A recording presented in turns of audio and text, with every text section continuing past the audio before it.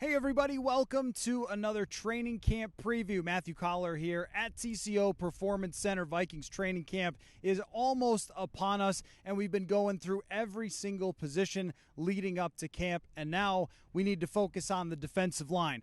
That starts with an entirely new system. Now, if you go to the Vikings roster on their website, you will not see Danielle Hunter listed as a defensive end. Oh no, you will see him listed as an outside linebacker. Now, how much different that's actually going to be, hard to say. Will he be standing up? Will he be moving around to different spots? We'll have to wait and see at training camp. That's one of the things we'll be watching, and how much different those assignments are. Are we really going to see Danielle Hunter dropping back in coverage? I don't really think that's a good idea, so probably not.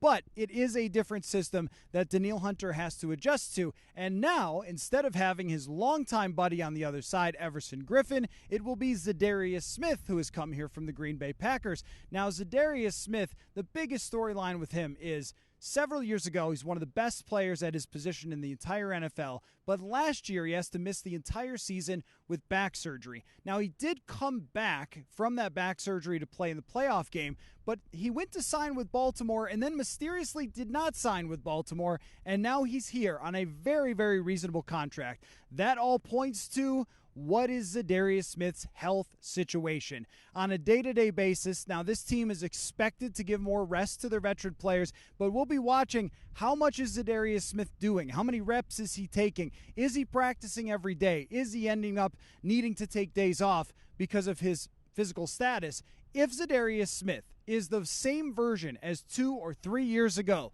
then he, paired with Danielle Hunter, could be one of the best duos in the entire NFL. In 2019, these two guys were at the very top of the league by Pro Football Focus in pressures, and that could happen again. Also, Za'Darius Smith gives them something that they have not had in recent years, which is a player that can line up just about anywhere. Now, if you remember, go back to your nightmares and remember playing against Za'Darius Smith for the Vikings.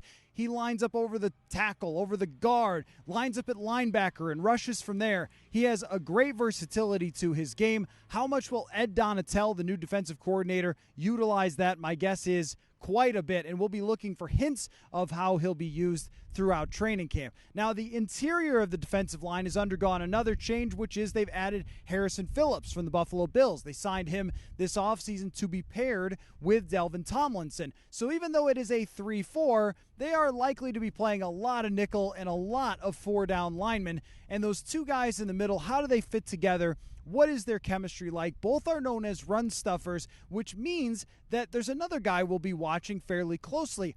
Armon Watts. He took a step forward last year, had a number of sacks and pressures when he was pushed into the fire, struggled against the run, but showed a clear ability to get after the passer. How are they going to use him? Will he be that 5 technique that lines up over the tackle? Will they use 5 defensive linemen at times in their base package? That's something we'll be watching with Armon Watts and his further development as he goes into another year after being drafted several years ago as a 6th rounder and then working his way up to now have a spot in that rotation. Now, behind the defensive ends, this is where there's a lot of questions. The Vikings did not go out and get another pass rusher to come off the edge to be that rotational guy with Za'Darius Smith and Danielle Hunter.